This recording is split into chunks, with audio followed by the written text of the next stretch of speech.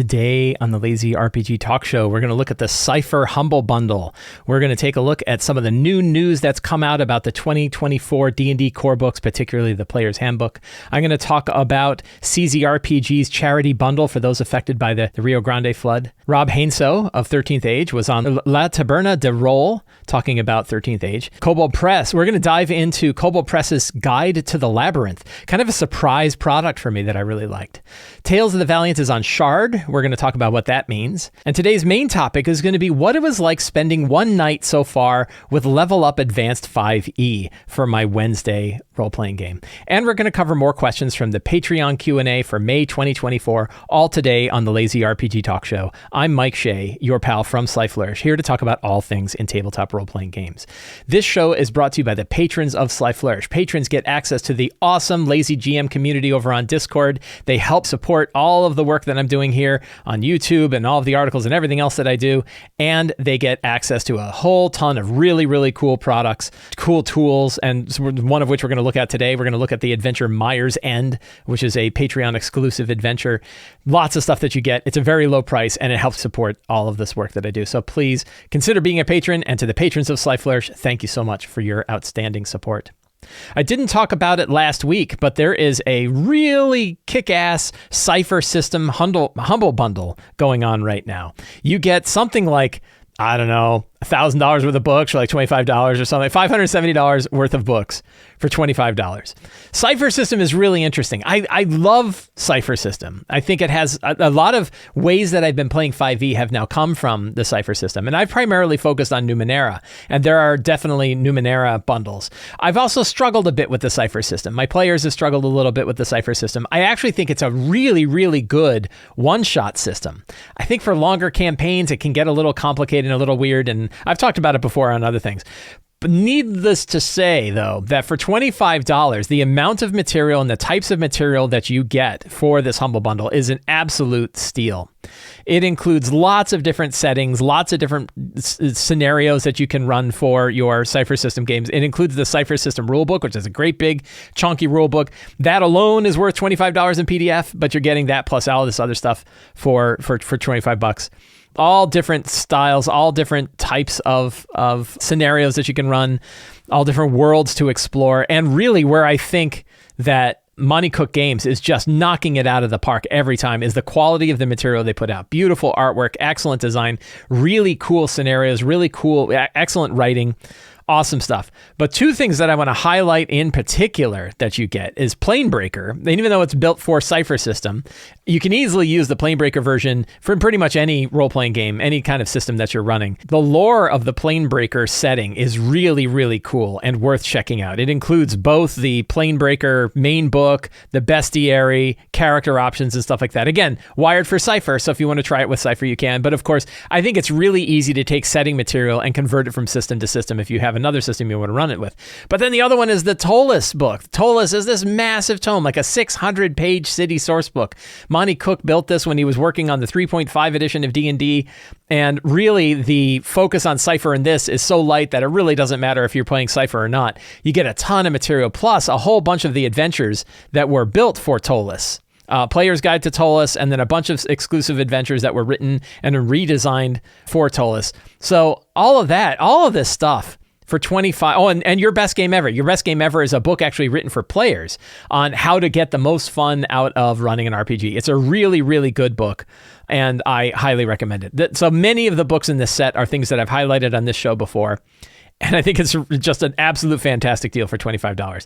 So you cannot go wrong picking up this Cypher bundle. The only disadvantage of it is you get like a ton of download links, 47 download links, and you have to like manage all of that. So that can actually be kind of a chore. It's still totally worth it, and I highly recommend it. So check out the Cypher System TTRPG collection on Bundle of Holding. You can find a link for it in the show notes. A lot of info came out about the Player's Handbook, the new D&D Player's Handbook that's coming out in 2024. This is coming out, I think, in September 17th, 2024 is coming out. And there's been a lot of discussion about different things that they've begun to start to talk about what they have. And one of the interesting things that they showed was the cover. They showed both the main cover, but they also showed the alternative cover. And I have to be honest, so I was chatting in the Sly Flourish Discord server, and I was like, I don't know if I can recommend getting the first print run of the Player's Handbook, because you're going to spend $50. First of all, it's $50. That's actually a really good price. It's going to be 384 pages for $50. All of the other Wizards books are now up to $60. They're keeping the same price that they did 10 years ago for a bigger book that certainly looks like it has a production value that's going to be higher than what even the original Player's Handbook did. So we're getting a pretty good deal for it at $50. But I was also like, I now actually have a bet with one of the members of the Sly Flourish Discord server. I'm betting that there will be a base. I call it a day zero, but we're arguing a day zero, day one. Within the first 24 hours of the physical book's release, I have a feeling that they're going to make a mechanical change that will only show up on D&D Beyond, or that will not be in the physical book, which means by the time you buy the actual physical book, it's already going to be out of date. I'm pretty confident about that, but we'll see. And so then I was like, well, can I really recommend it, or should we wait for the second printing? Right? Should we, when the book comes out, if we can stand not to buy a physical version of the book right away, then can we just live with the digital version for at least an iteration? And then when they do a second printing, they'll probably have some of those errors fixed. And I don't know how big a deal it'll be. I don't know how many errors they would have or anything like that. And then I saw the special edition cover and I said, well, that's off the table. I'm definitely going to go buy the physical version the minute I can, because I'm just a sucker for these special edition covers. And this is really it's an awesome looking cover. I love that the dragon has sort of the D&D ampersand kind of wired into it. It just looks really, really cool. So my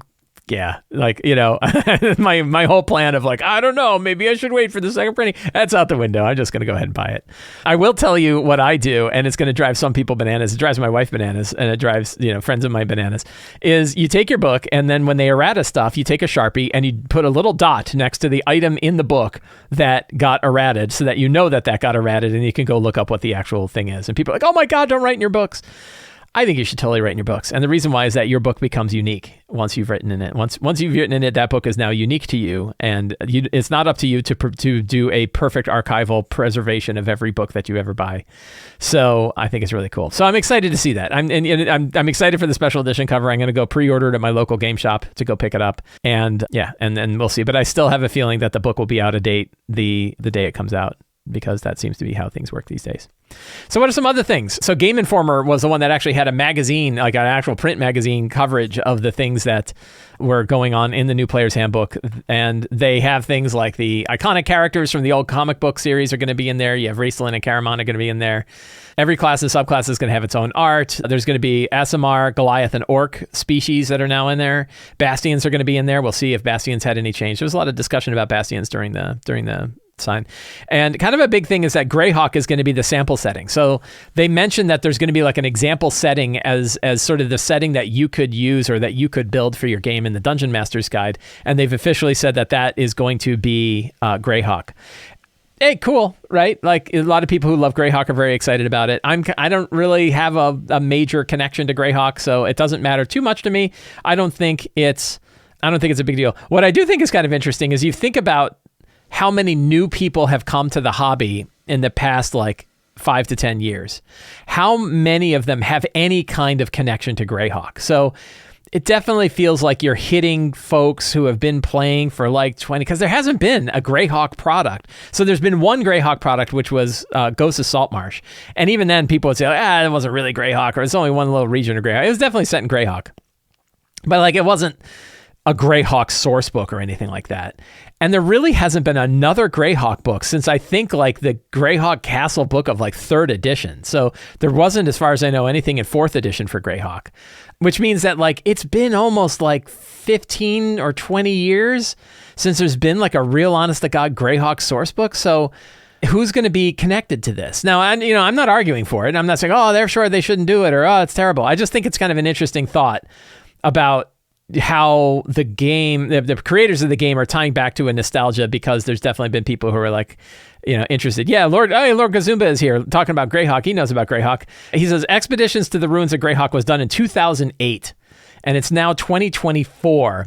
So that's 16, I think that's right. My math is right. 16 years ago was the last one. Well, we know that the game has doubled the amount of people coming to it more than once over the past like 10 years. And so that means that the majority of people playing the game weren't playing the game when that book came out. So I don't think there's a lot of connection to Greyhawk, but it's very interesting. Lord Gazumba, are you excited for the fact that Greyhawk is a sample setting inside the 2024 Dungeon Master's Guide? How do you feel about it? I'm curious to hear your point of view. Yes, if. Oh, big yes, if. That's careful. Anyway, I just think it's interesting. I'm not against it. I'm not pro it. I'm not super excited. I don't think it's the worst thing that's ever happened. Oh yeah, one big question. Yeah, Lord Zumba brings up a good point, which is does that mean it's going to be an open setting for the DMs Guild? I don't know. We'll find out. Right, we'll find out if they allowed it. So I know there's definitely some people who are very excited the fact that Greyhawk is in there, but it's also one of these things like you almost know that like what percentage of the people who are excited for Greyhawk to be in the Dungeon Master's Guide are going to read it and say, well, that's not what I would have done. Probably pretty high. So we'll see. Anyway, I think all very exciting stuff. And like I said, I am both a logical and an emotional creature. My logic told me, we should probably wait for the second printing before they can fix all the things and make sure that the print book is up to date. And then my emotion was like, ooh, shiny gold dragon cover. So I'm definitely going to pick it up.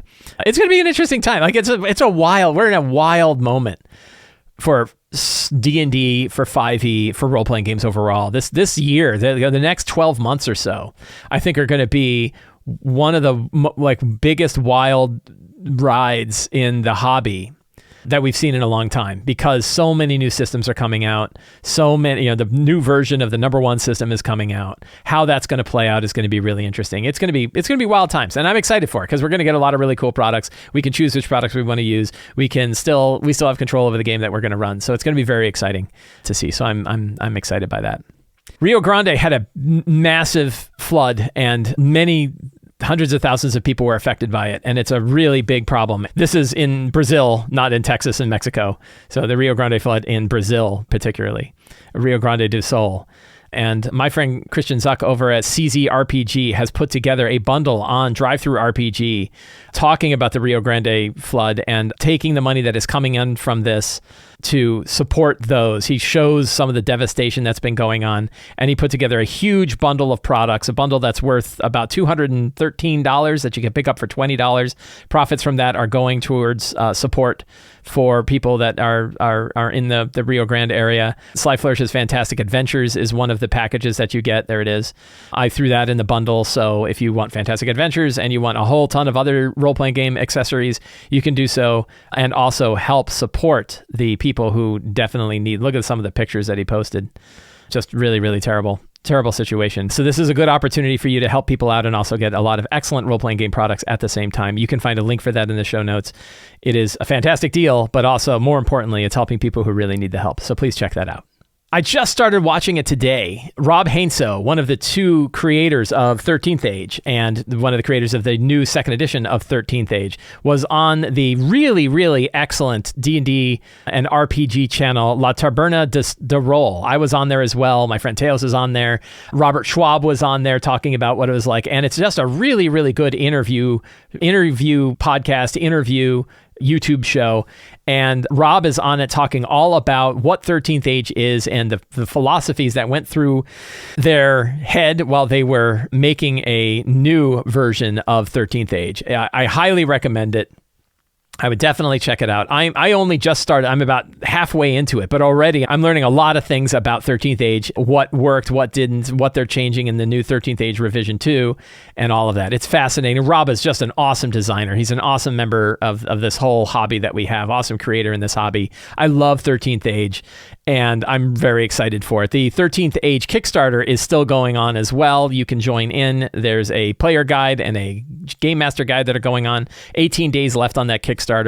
I'm very excited for it. So when I think about the games that I'm really excited to see over the next, I talked about the 12 months the next 12 months are going to be just a wild ride.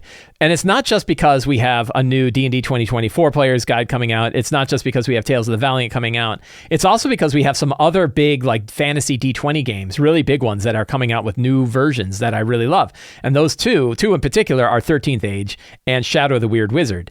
Both of those I'm very excited to see. I can't wait to have the physical books in my hands, and it'll be really fun. And I'm hoping to play all of them. I'm hoping to try out all of these games because I ran multiple 13th Age campaigns and just really, really loved it. And I ran one Shadow of the Demon Lord campaign and really loved that one too. So I know that I like the underlying systems that both of these revisions are coming to, and I'm excited to see them. I think my players were both my players enjoyed playing both of those systems as well. So I think we're just going to have like an outstanding time, even if you're just like into fantasy D20 role-playing games, whether or not they're built on 5th edition or built on something else. I think we're going to have some really, really exciting games, 13th Age being one of them. And it was just really excellent to hear Rob talk about the game, talk about what he loved, and talk about the new things that are coming out in the 13th Age, the next version of 13th Age that's coming out. One thing to keep in note for the interview with Rob Heinsoo is the introduction is in Spanish, but the interview is in English. So the beginning of the interview with Rob Heinsoo, the video interview with Rob Heinsoo on La Taberna de Rol is in Spanish. If you don't speak Spanish, that's totally cool. You can just do what I did, which I skipped the intro because I didn't speak Spanish. And when they're interviewing Rob, it's all in English. So don't be distracted by the fact that it's in Spanish in the beginning. It jumps into English as soon as they're doing the interview. So check out that podcast. Subscribe to La Taberna de Rol. It's a really, really cool show. I dig it very much. Very positive show. Really great interviews and really good information. So lots of fun to look at. I actually found like a surprise product that showed up in my library from Kobold Press called The Guide to the Labyrinth. Guide to the Labyrinth is a 75-page or 74-page PDF that was a stretch goal reward for the Tales of the Valiant Kickstarter, which is why I didn't really pay attention to it. I'm like, I'm backing that anyway. And this is one where a bunch of different people had the option of sending in and having their world sort of edited and put into this product. Wolfgang Bauer was the lead designer on it, but lots of different editors and lots of different contributors to this product. And I got it, and like, understand, I get a ton of product. I get a ton of products from people that send them to me because they're interested in me having a look at them and potentially reviewing them on the show. I buy everything, right? I get tons of Kickstarter rewards for Kickstarters I don't even remember that I backed. I'm back in these bundles of holding. I'm bundled back in these humble bundles.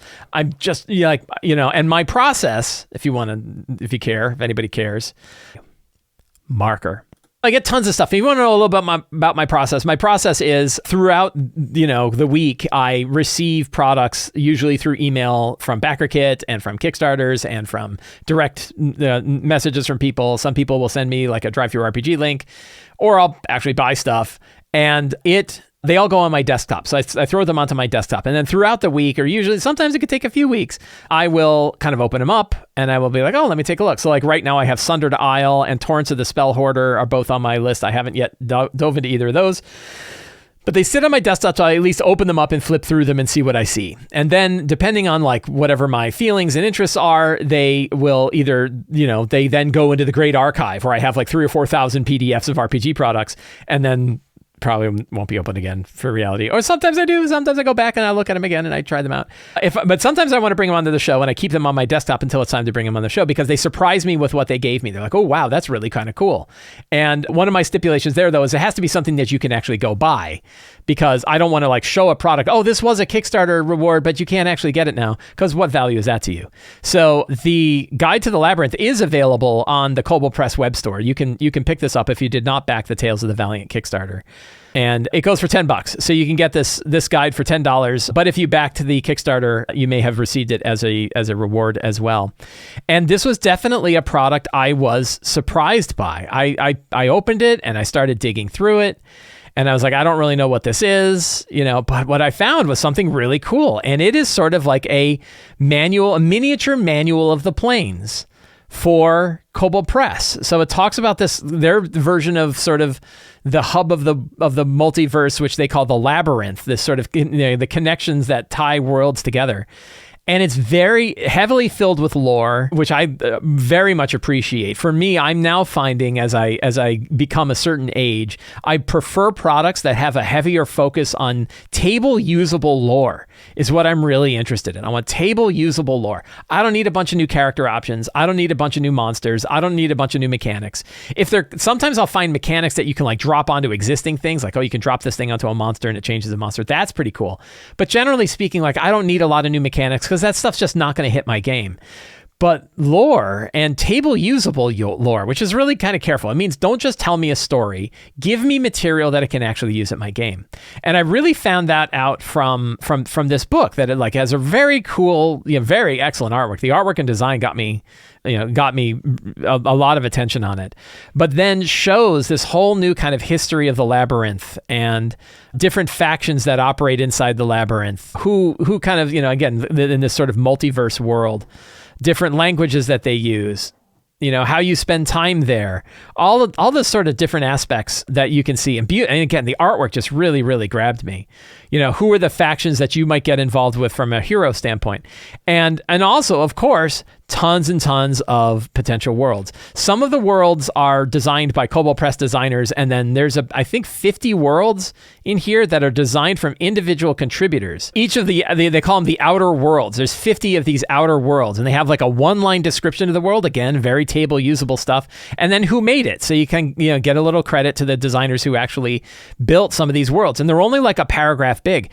But I really love this style. I actually, before I saw this book, I had written the style of other worlds in the City of Arches the same way, which is like, can I give you a paragraph of text that could let you build a 20th level campaign adventure, or even maybe not all 20th level, but like a good chunky campaign adventure by just inspiring you with some specific ideas for a particular world in like one paragraph of text. And I think they really nailed it here. I think they really give you a lot of cool options about places. And the neat thing is like how usable this is, that you don't have to tie yourself to Midgard. You don't have to tie yourself to Kobold Press. You could drop this into any fantasy role-playing game. You want weird worlds? Here's 50 weird worlds, you can dive into and look at. Now, my understanding is that Kobold Press is actually going to be coming out with a larger guide to the Labyrinth, not just this one smaller 70-page product, but also like a full book. I don't know what that's going to look like. I don't know if that's going to be copying material from here or not. I don't know if that's going to be an expansion of the material here, but I tell you, for $10, and for me, it was a stretch goal for the Tales. I really found this. I was like, wow, this was a surprising product to me, specifically as a stretch goal, like a product I didn't really even think about. And then suddenly it showed up on my desk. I was really taken by like how deep and rich the lore of this product is. And again, the artwork really grabbed me, and the stories and the ideas behind here really grabbed me. What monsters might you find in various areas of the world that could be tied to the void? It's a really, really excellent product. So if you didn't back hey, look, cult names. Yay. I love cult names. The Blessed Oracles of Nidhogg. And then like little art bits at the end, which is kind of neat. Little art sketches. So if you did not get this as part of the Tales of the Valiant Kickstarter, if you did not back Tales of the Valiant or anything like that, but this looks interesting to you, you can pick this up on the Kobold Press store. There is a link to it in the show notes, $10 for a 75-page guide. I think it is definitely, if you are looking, like I got it and it was like, oh, that's a cool add-on. If you are looking to find a whole book with piles of other sort of plainier lore that you can throw in your games, Planebreaker is another book that's very similar to this as well. This looks like an outstanding book. Beautiful, beautiful book, done well. You don't have to worry if it's balanced. You don't have to worry about character classes and whether they fit, or how are you going to get this material into D&D Beyond, or whether or not these monsters work right. I don't need all that. Like I've got monsters coming out of my ears. I've got, more player options than the players can possibly handle. So the idea of having a book that's focused on lore that I can use during my game, that's a really valuable product to me. And the Guide to the Labyrinth really knocked that out of the park. So check out the Guide to the Labyrinth by Wolfgang Bauer from Kobold Press, available on their site. It was really, really a really cool product. An interesting thing happened. I was not expecting this. I kind of looked around and I was like, oh, hey, look, is that true? That I actually have that? That Tales of the Valiant is available on the Shard virtual tabletop. Now, why does that matter? Right? Why the Shard is one of many different virtual tabletops. Tales of the Valiant is one of many different 5e games. So why does this one matter? Well, it matters to me. And it was of interest to me because Shard is one of the few virtual tabletops I have found that lets you build a character and view that character on like a mobile device or in a web page without having to load the rest of the VTT. This means that Shard is one of only a handful of actual direct competitors to D&D Beyond, particularly for building characters in your game. And having Tales of the Valiant on Shard with that character builder means that now we have another variant of 5e with another online character builder that's available to everybody. And here's a really interesting thing. If you want to try it out, you can actually do so for free because they also have the Black Flag SRD on there. And I'm going to link to both of these in the show notes. So the Black Flag SRD is their most recent, the one that they published on May 14th, that has 9 heritages, 361 monsters, backgrounds, meta magic, all the different stuff that is inside the Black Flag reference document. Now for character build, this is a good way to try out the character builder, but the Black Flag SRD, as I mentioned on last week's show, doesn't include all of the subclasses that are included in the Tales of the Valiant Adventurer's Guide. So you can use one of the 2 subclasses, but I think each one has one subclass, but you can't use the second subclass that is available as part of Tales of the Valiant in it. I think I was either gifted some credit or I have some credit on Shard because I sell Runes of the Grendel route there. I don't know exactly how I got it, but I spent some of those credits to pick up the Tales of the Valiant. So I used some of those credits to pick up both the Tales of the Valiant Player's Guide and the Monster Vault on Shard, because I wanted to see what they both looked like. The Player's Guide I could definitely see if you were planning to run, or you and your players want to run Tales of the Valiant and you want an online character builder so that it's a little bit easier for you to build characters. Picking up the Player's Guide seems to make sense. The Monster Vault, if you have the PDF of the Monster Vault already, if you already have the Kobold Press version, the Kobold Press PDF of the Monster Vault, you probably don't need to buy it in Shard because the Black Flag SRD gives you all of those monster stat blocks anyway. So if you don't have it at all and you want to have all of the material inside Shard, it certainly makes sense to pick it up in Shard. But again, I'm big on having the PDFs. I think you're probably better off buying the PDFs of these books. And in fact, I have the PDFs of the Player's Guide, the Monster Vault. But in order to support the character generator or the character builder in Shard, I also picked up the Player's Guide on Shard. Which brings up that kind of interesting question of like, when is a product different enough that it's worth buying again? And I think there's a reasonable expectation that if you have access to kind of digital tools that are doing things differently than what you would do with a physical book, i.e. like if I'm going to be generating a character using the character generation tools of a system, I'm not surprised that I have to buy it again in order to support that. But if it's just the compendium or something like that, I don't know that there's really a good value in buying a product on a platform that is really just letting you look at it, because you can already look at it, right? You can look at it in the PDF. It's really when it integrates with those tools. And that's where it kind of makes sense to me that like, well, if I'm going to get an adventure and I buy a physical book that has an adventure in it, and then recognize that, yeah, but I want to run it in Roll20. I want all of the monster tokens in there. I want to have dynamic lighting set up. I want to have like all of the maps already integrated and all of that. It doesn't seem out of hand to me that you would then buy it again inside Roll20 in order to support those features that Roll20 has. And I don't think that that's, you're setting yourself up for pain later because Roll20 changes their mind or something goes wrong or they, who knows what happens. And you feel like, well, I lost it. Well, you were buying a particular service to use it a particular way on that platform. That's different than like losing access to your stuff. I still think you're always better off owning PDFs and physical versions of books, even if you're going to buy the online ones, just because that way you have a copy that you have the same way. You will always have it as long as you take care of it. But I also recognize that it's not out of hand to have to buy a product again on a particular platform because that platform is offering a special feature for that. So again, an example of like, okay, well, I bought the Xanathar's physical book.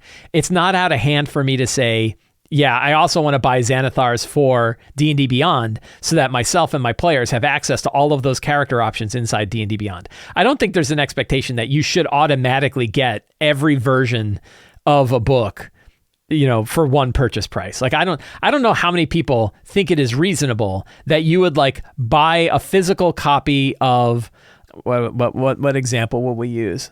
We'll use like Tasha's Cauldron of everything. So I don't think it's that there are many people who think it is reasonable that like you go to your local game shop, you buy Tasha's Cauldron of everything, and you should automatically have it unlocked on the D&D Beyond store. And you should also have all of the accessories for that and that whole book unlocked for Roll20 and also for Foundry. right? I don't know how many people think that makes sense. And it seems to be that the way Wizards of the Coast is going with D&D Beyond is that you pay a little extra money if you order it on their site, and you can get a discounted version of it on D&D Beyond. And again, it's kind of a different product at that point. It's a very different format. It's a very different the way you're interacting with it is very different. So I think that kind of thing matters.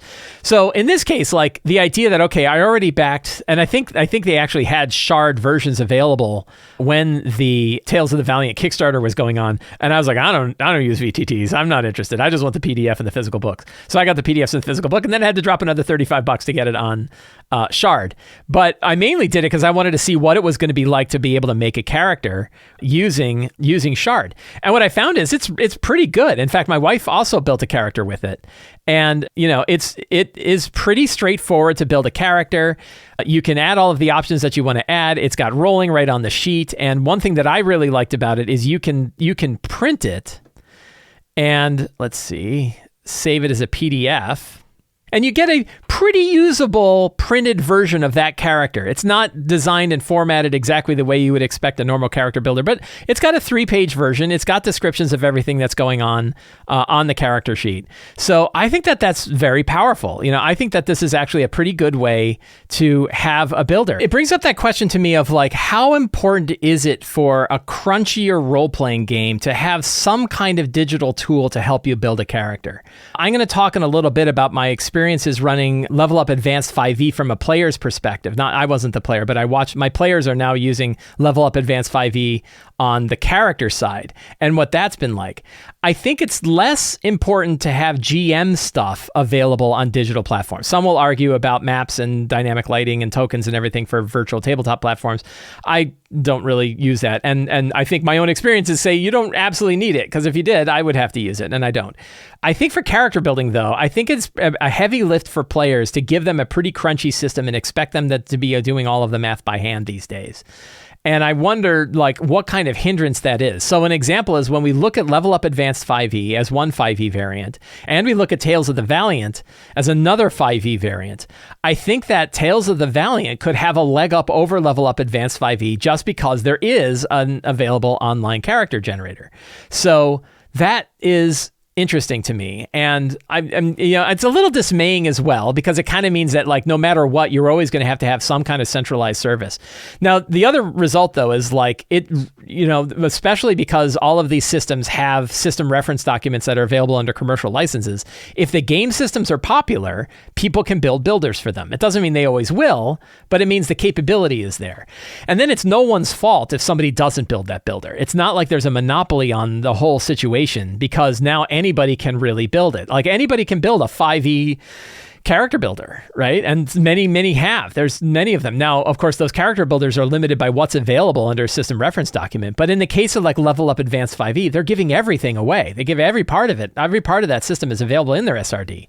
So anybody that wants to build a character builder and have all of the feats and all of the subclasses and all the other stuff in it can do so with the Creative Commons documents that are released by EN World Publishing for Level Up Advanced 5e. So it's pretty interesting. Anyway, if you are curious, if you hey, I want to find an alternative to D&D Beyond, I want to find an alternative to D&D for 5th edition, and I want to see what that looks like, you can do so for free by going over to Shard, signing up, and you can create characters using the Black Flag SRD. And if you find that this is something you actually want to use with a group and have them build characters and stuff like that, you can pick up the Tales of the Valiant Player's Guide on Shard and share it with your players, and they can build characters using Tales of the Valiant. Also, it is a really good way to have a web-based version of the monsters in the Monster Vault for the Kobold Press Monster Vault. So right here, I bought the Tales of the Valiant one, but you can actually get this by just adding the Black Flag system reference document to it. You just don't get any of the artwork, and you don't get any of the descriptions, but you get the stat blocks for all of the monsters that are available under Tales of the Valiant, like the new Lich, which I think is really cool. That's available there. So if you're looking for a web-based version of the monsters that are available in Tales of the Valiant, the Shard tabletop with the Black Flag SRD, or if you want all of the other material, including artwork and tokens and more flavor descriptions for them, you can pick up the Tales of the Valiant Monster Vault on Shard as well and get access to that. So that is really, really cool. And I'm glad to see, is it perfect? No, I haven't actually run a character with it. I've gotten some feedback from some people that said when they ran it, players were confused by what they could do, and it didn't have everything that the character sheet didn't quite have everything that they needed in order to play. So that's certainly part of it. Like none of these systems are perfect, and some people might just prefer to do paper-based character sheets, which of course I think is the most flexible option, and the option where you don't have to trust anybody to keep any of their systems online or build them around the way you want to build it, because you can always just do whatever you want in paper. But it means you're doing all the math yourself. It means you're referencing the book yourself. And in a minute, we're going to talk about what that was like doing that for Level Up Advanced 5e. But I think it's very interesting. To me, it's kind of an interesting way that the industry is moving. I think it's fantastic to see this stuff on Shard. I would love to see Level Up Advanced 5e on Shard. I don't know how that has to happen. I don't know if the people from EN World Publishing have to talk to the creators of Shard or whatever kind of agreements, or how much work it is. There's high cost that can come from this. But Kobold Press did it, and they did it very quickly. Like the Tales of the Valiant Monster Vault was, I think it's less than a week old, and it was already up on Shard. So whatever they did, it happened pretty quickly. I think it's really interesting to see how this is going to expand out. I'm particularly looking at Demiplane. So Demiplane, Adam Bradford, who was the lead guy for D&D Beyond before it got bought out twice, and then got bought up by Wizards of the Coast, is now running the show over at Demiplane, where they call the Nexus and Demiplane, and they have a whole bunch of different systems, and it actually looks very D&D Beyond like. They have yet to make a 5e character builder over there. You can buy the Tales of the Valiant books over on Demiplane, but you're really only getting that compendium level access. And as I said, I don't know that it's worth buying another copy of the book when you could just load your PDF and do a search on the PDF. I don't know that is necessary. But if they get a Tales of the Valiant character builder up and running on Demiplane as well, that would be really powerful. Now we have lots of options. Hey, we can play 5e, we can play different flavors of 5e, and we can decide what platform we want to be running our character builders on.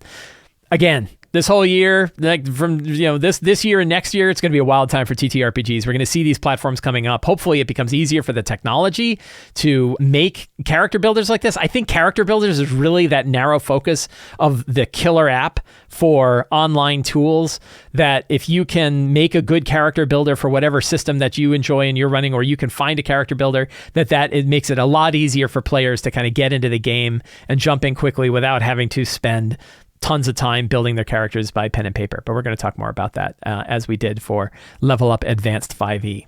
So over on the Sly Flourish Patreon, we have tons of different patron rewards, a bunch of different tools to help you run your games, bunch of looks at future products, things like the City of Arches sourcebook, which I've been building over the last 2 years, along with patrons. Patrons have been running it and trying it out. It's going to come out in a new full color product, fully edited full color product on Kickstarter later, hopefully this summer. We'll see. Or it's not going to come out. The Kickstarter will be coming out this summer. The book will probably be coming out late this year or maybe next year, but they get to try it all out. Patrons get access to all this stuff, plus the dedicated Discord server and the monthly Q&A and all that other things. But I want to always show one of the products that you get. And an example of that is a 4th level adventure called Myre's End.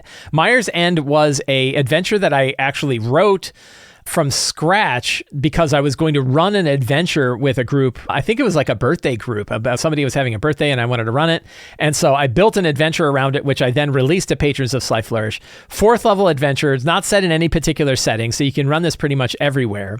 And the whole story is about a fairy barrow. This was one actually where I took the Lazy DM's Companion and I rolled a bunch of different tables on the Lazy DM's Companion and built a adventure around this, in which you have fayish, kind of dealing with fayish princes and different politics that happened.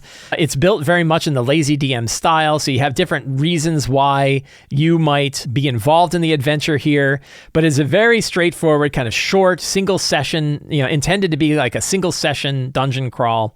We have secrets and clues that give you, the GM, information that you can drop in while the characters are exploring the area. Very short, list of what are the potential encounters that they can happen. So as the characters are wandering around, you can roll random encounters, and they're more than just hey, it's a bunch of skeletons. It's like skeletons wearing chain armor and each fighting with 2 scimitars, giving them attacks. Defend Myre's End from intruders. Black Pudding rises from the abyssal muck of the temple and seeks to break down living organic matter.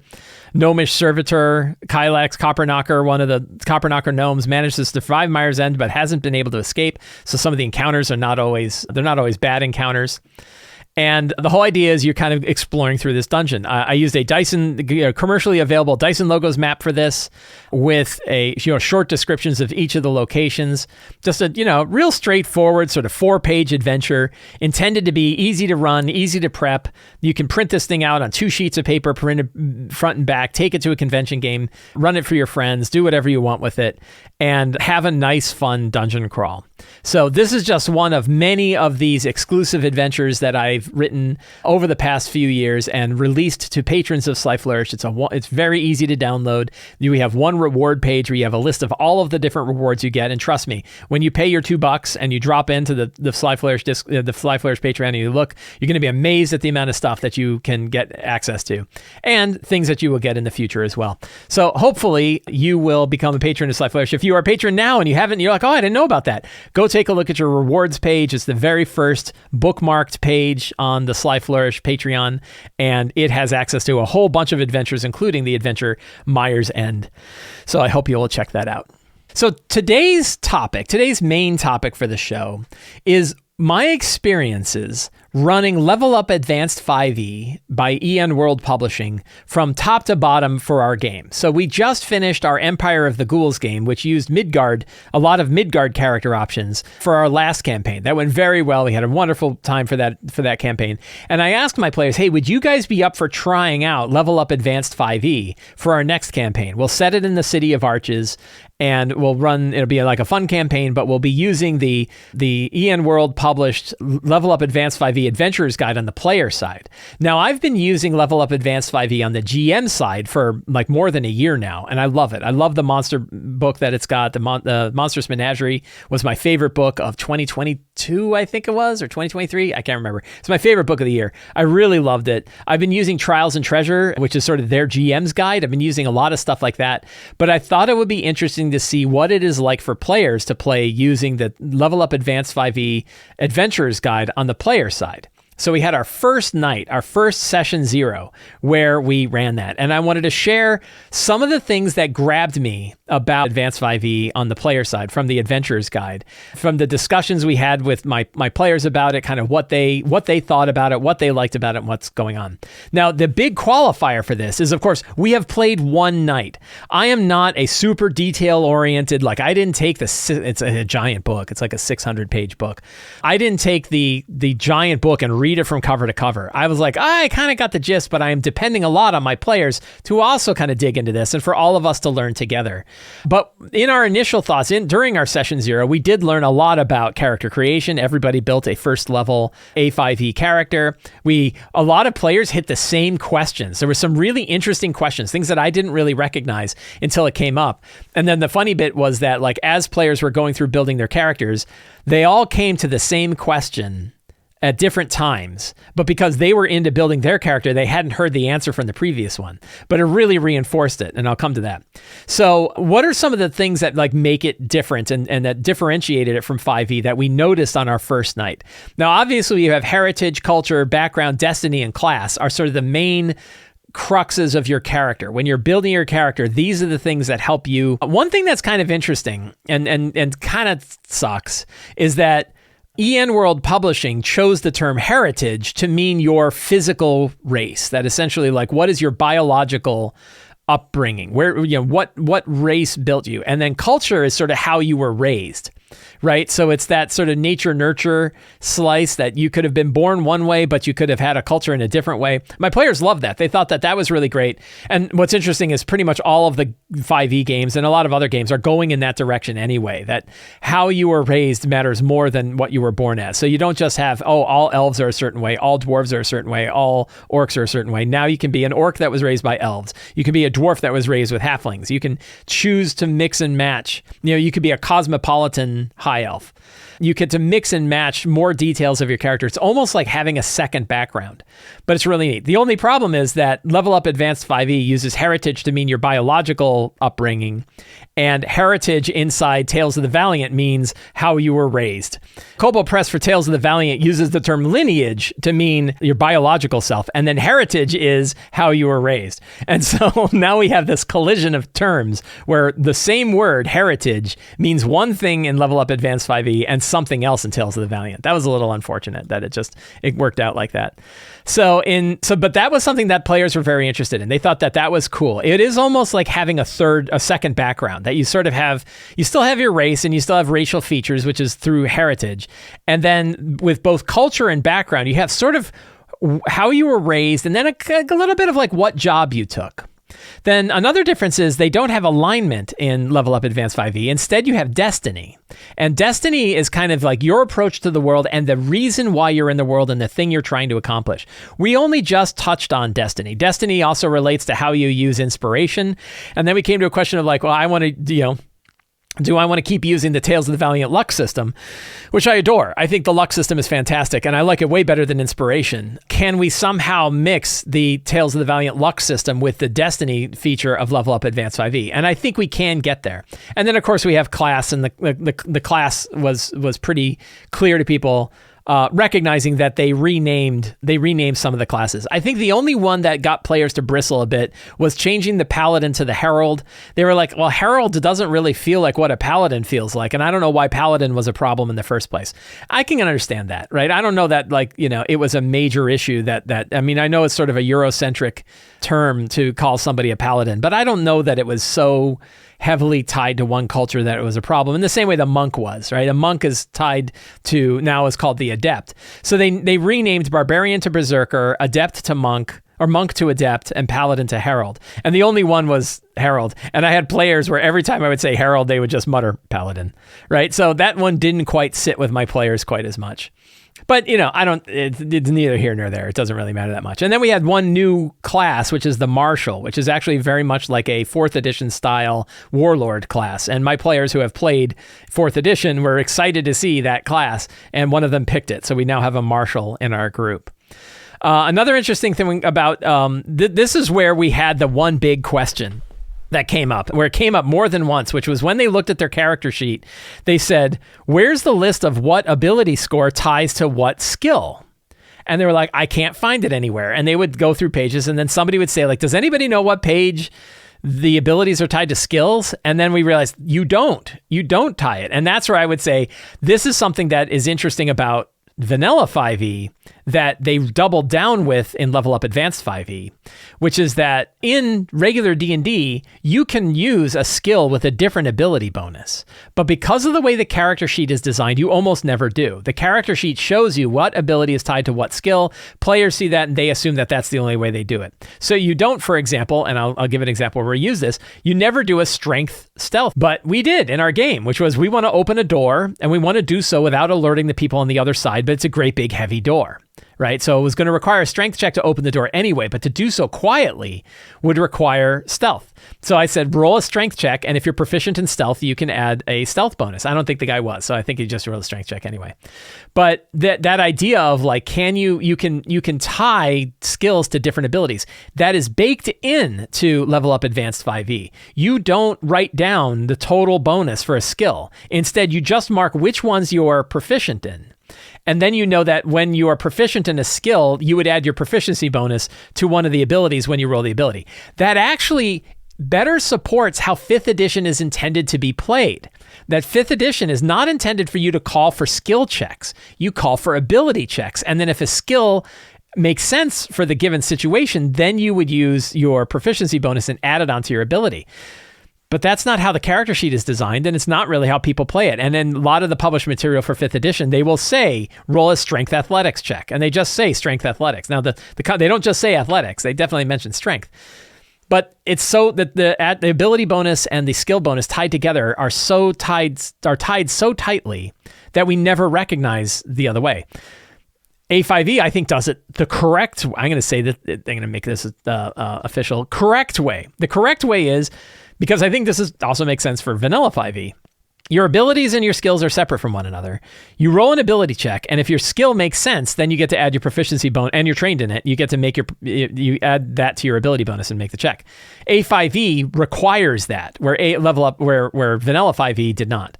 Now, you also have this cool bit called specializations, and a specialization is something that you're particularly good at within a skill.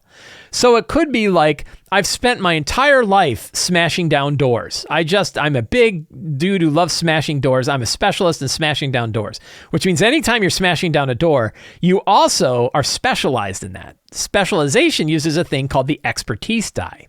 The expertise die starts off at a D4, goes up to, I think, a D12, and every level of expertise increases the die size. So the way an expertise die works is anytime that you gain expertise in something, and you could get it from a bunch of different features, you could actually get it to attack rolls and other things, that means you get the equivalent of an expertise die, which is starts at a D4.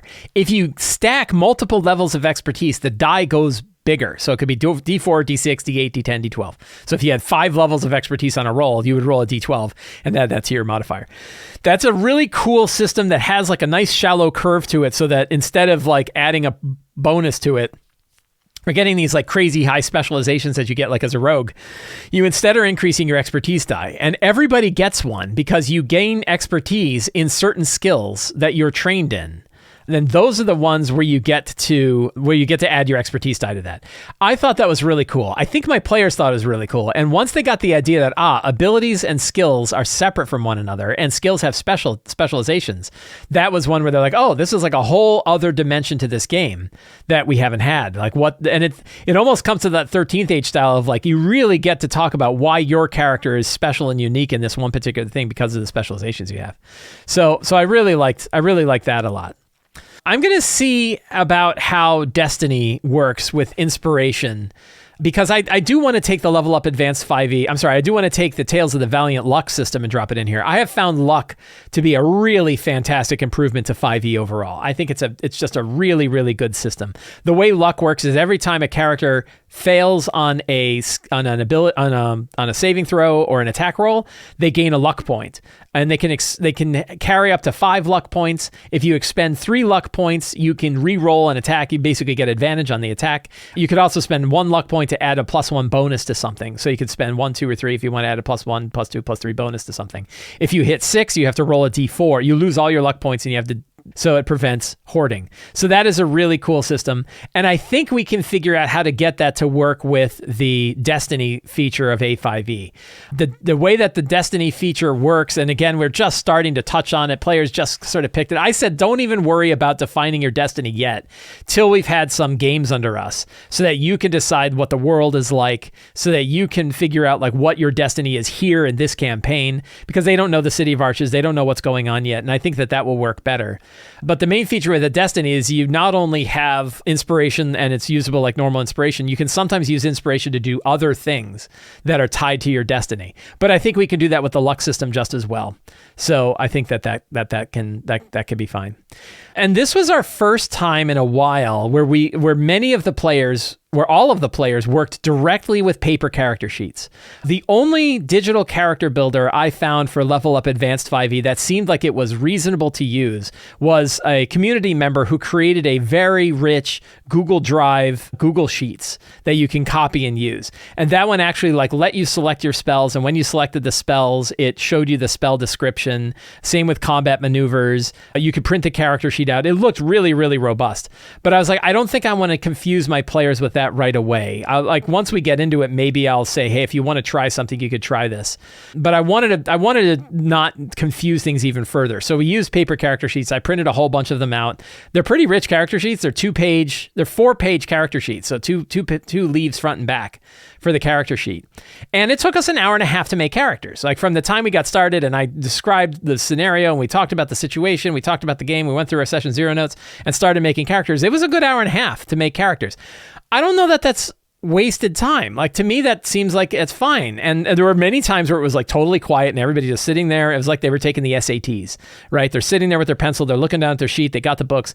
Now we had 3 copies of the Adventurer's Guide in physical format at the table. One that one of my players bought, and then 2 that I bought. And we had 5 players.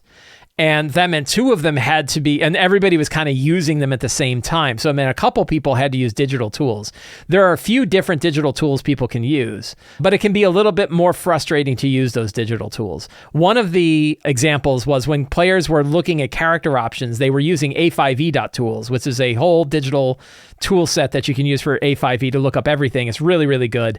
But it also includes all of the options from all of the other Level Up Advanced 5e books that have come out in the past couple of years. And I wanted to focus on just the stuff in the Adventurer's Guide.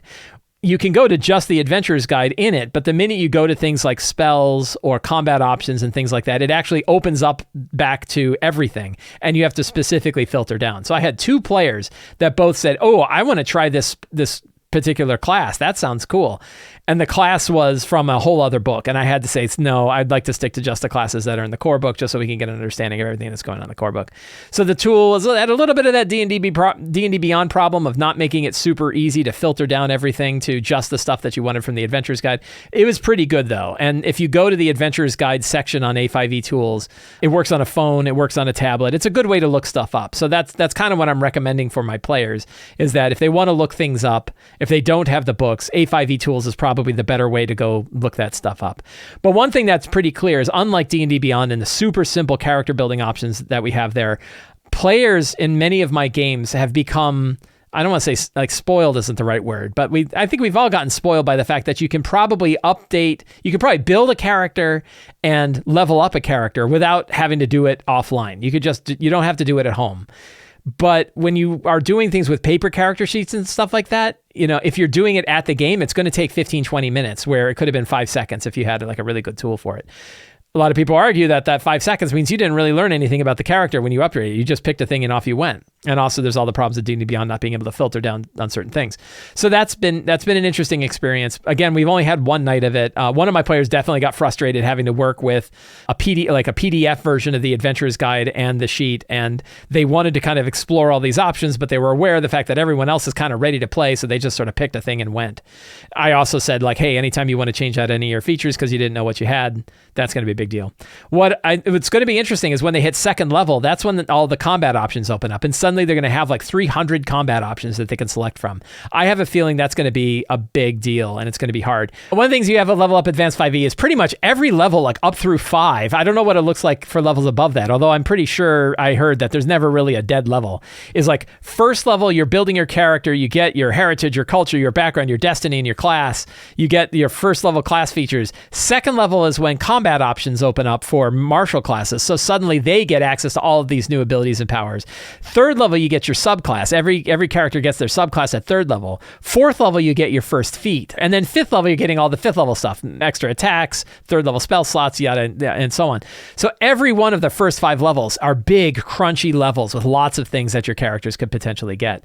That could be good and that could be bad, right? Like on the bad side, it could mean that you're having a fair bit of decision paralysis every level that you're going up. But the good side is you never feel like you have a level where you're like, oh, level 2 doesn't really matter. You don't really get anything. It's like, no, actually, if you're a martial class, that's when you're going to suddenly get a lot of access to really cool things. So how do we feel about it? So far, we feel pretty good. I talked to my players about it. They're interested in it. They like their characters. They like the scenario. We ran a little scenario from City of Arches called The Coming of Golgoron, and it was really fun. And I'm looking forward to playing again. So it's going to be very exciting. So I would probably talk more once we've got a few sessions under our belt. I'm going to come back to this topic and say, okay, now that we've played a few sessions, what has it been like playing with Level Up Advanced 5e?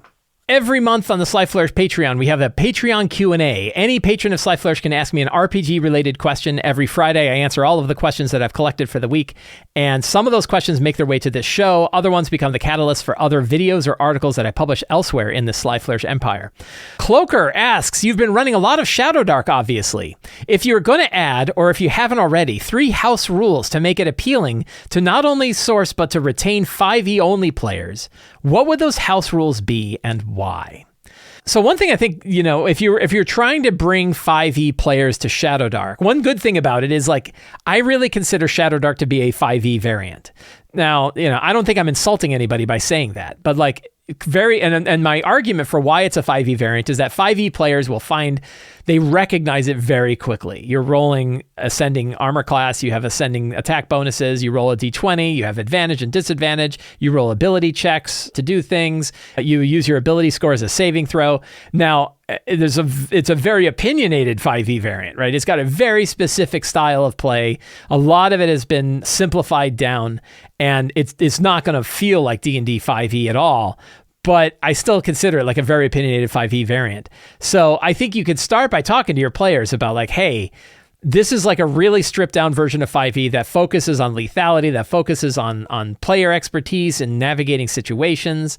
And it's going to feel a lot like what old school D&D felt like. Although I don't really know how true that is, because who the hell knew what old school D&D actually felt like? Very different than this. You had weapon speeds and all kinds of other stuff. But who knows? So I think like that approach, like you want to make sure, instead of the idea of modifying Shadowdark to be palatable to 5e, if you feel like your 5e players are not going to sync well with the deadliness and the simplicity of Shadowdark, you might not want to run it, because 5e is great and you could just run 5e. And now we talk about there's all these different variants of 5e. So there's lots of ways for you to tailor 5e to feel different ways and still play mainstream 5e instead of Shadowdark. But you asked me for 3 specific house rules, so I'm going to give you 3 specific house rules. One of them, and I'm not using all of these in my own game, by the way. I don't think I'm using any of these in my own game. I'm a little bit of one. One is that, and this is actually a variant in the book itself, is that you can make it more pulpy by giving characters luck points. Now, the house rules inside the Shadowdark guide are kind of extreme. Pulpy is super pulpy and non is super hard. So what I would do, and I started to do this in my game, is that all the players start with 1 luck point at the beginning of a session. So you always reset to 1 luck point at the beginning of a session. That way, there's never a question of whether you had it or you didn't. You know you have it because you have it at the beginning of the session. You only get 1. So you get 1 luck point. I don't have to award them outside of that. And you can use your luck point to re-roll any of your D20 rolls. So if you roll a D20 roll and you don't like the result, you can use your luck point to roll again. And so that is making luck points a little bit more frequent than the book states, but not so frequent that you're doing like the 1d4 luck points at the beginning of a round, and that you can have more luck points in that, which I think is a little too much. But it's very interesting that the way that Shadowdark put the dial on difficulty is on luck points, not on hit points. And that's because the game is so swingy that by changing whether or not you're going to change your roll is far more powerful than if you gained a few extra hit points. So I thought that was very interesting. But that I would take a look at that to begin with. And I like my idea of a luck point. One restriction I would put on luck points is I don't want to have and I'm going to talk to my players about this today because I think we've been doing it the other way and I don't really like it. I don't want players to be able to use luck points to change the rolls of monsters. And the reason why is I don't like interrupting that kind of story. I don't want it to turn into a game of Magic the Gathering with a blue deck, where I have to be very careful about what I say and how I say it, because at any point one of the players could jump in and try to interrupt something. So an example would be if a monster makes an attack against a character and succeeds, and then does enough damage to knock that character down, and then can kill the character with their next attack for free, a player is going to be far more interested in making that roll, trying to circumvent that roll by using a luck point to pull it back. But they won't know that till after they realize the character's going to die, which is too far after the roll. And this actually happened in a game where a character jumped in front of an attack, took the attack, was knocked prone, and then killed by the next attack. And then the player said, wait, can I use a luck point to change that? And I was like, no, because we're already like 3 actions ahead, right? So I would rather avoid that whole conversation and say, you as a player can use it to modify your role, and I will let you as a player use it to modify other players' roles, but you can't use it to grant disadvantage to a monster, because I just don't want the flow of the story interrupted like that. Another house rule I would use is I haven't used this yet, but I kind of like this one, is that when you fail your first casting check on a spell, you don't lose the spell. So it can kind of suck if you get a new spell, or you have a spell and you're excited to use it, and the first time you use it in the day, you roll and you fail, and the spell disappears and you can't ever use it again. That kind of sucks. And I think there's 2 ways to handle this potentially. One way is the first time you use it and fail, you don't lose the spell. You still can do it again. That gives you at least another chance to do it. Now, again, you could use your luck point to try to re-roll and see if you can succeed, but at least you don't lose the spell. If you do it the second time, however, you lose the spell. Now, one problem with this is that means you've got to track spells a little bit. One of the really nice refinements of Shadowdark is you don't have to track spell slots. You're not tracking. There's no like spell points or any other kind of system. Instead, it's just you roll and you succeed. If you don't, you don't. But I like the idea that like you don't want to necessarily lose access to a spell that you went through all the trouble of resting, you've got it, you've learned it, and now you cast it and you fail and it's gone and you never get it back till the next long rest. That could kind of suck. So that idea of like maybe modifying that so that a failure the first time doesn't lose the spell. Now you could also make that a little bit pulpier by saying you don't lose the spell until after you've at least used it once successfully. So let's say you have Burning Hands, you roll, you fail, you don't lose it. You roll, you fail again, you still don't lose it. You roll and you succeed and it goes boom and it Burning Hands. And then you roll and fail and now you could lose it. Now that means that spells are almost certainly going to have more uses overall. So it's going to jack up the power a bit. But it also means that players don't have that situation of having lost a spell. I would probably go with the first time you fail a spell check, you don't lose the spell, just to give a little bit of an extra chance for casters to be able to cast a spell. I haven't tested that. I haven't tried that. And I don't know if that would work or if that would break the game. And then a third house rule, if you really want to just be a little less lethal, is give characters 5 extra hit points at first level. 5 extra hit points means they can almost certainly survive one attack and not drop, maybe. I mean, somebody rolls an 8, they're still going to knock them out.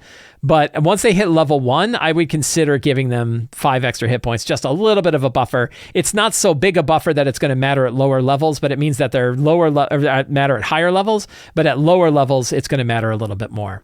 So I haven't tried those. I don't know that I would try those. I'm not recommending these. You asked for 3. I'm giving you 3. The only one that I would recommend that I like, because it is in the book, is the idea that you could start with a luck point, and then I would refine it a bit by saying that you can only use the luck point to change your roll or the roll of another player, but you can use it to grant advantage on a check. You can't use it to grant disadvantage on a check. That feels pretty good for me, and I like that one. The idea of casters failing checks, I don't know about that. I haven't tried it. I don't know if I would try it. I'm not sure. And the 5 extra hit points, I don't know. I'm not sure about that either. Because I think that those two probably change the feeling of the game quite a bit. But you asked for them, so I'm giving them to you. Friends, I want to thank all of you for hanging out with me today while we talked about all things in tabletop role-playing games. I hope you found today's show entertaining. If you did and you want to find more stuff from me like this, subscribe to the Sly Flourish newsletter. The link is in the show notes. It's absolutely free to sign up. You get a free adventure generator for signing up, and you get an article every week about tabletop role-playing games that includes links to all of the other things that I do all over the internet. So it's a really great way to stay on top of everything that I'm doing.